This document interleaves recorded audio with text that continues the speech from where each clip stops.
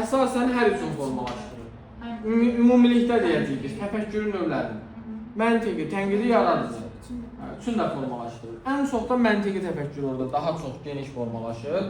Çünki ümumiyyətlə xatırlamaq, anlamaq, tətbiq, təhlil, bunlar məntiqi təfəkkürü daha çox inkişaf etdirir. Dəyərləndirmək, tənqidi yaratmaqdakı yaradıcı təfəkkürü inkişaf etdirir. Deməli, hər üçünü inkişaf etdirir. Təkcə tənqidinin yazmasına görə burada yanlış götürəcəyik. Sonra burada izah verir, öyrədir.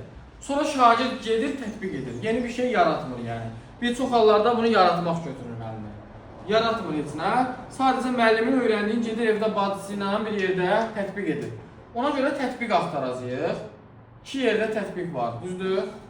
Yaxşı. Proseduraldırmı, konseptualdırmı? Konseptualdır, bəli. Çünki müxtəlif situasiyalar fikirləşirlər. Bu da konseptualdır. İnteqrasiyadakı fən daxili olmadığına görə burada fən üstüdür. Niyə fən daxili yoxdur sizcə burada? Fən daxili olması üçün iki cür inteqrasiya lazımdır. Ya şaquli, ya üfüqi.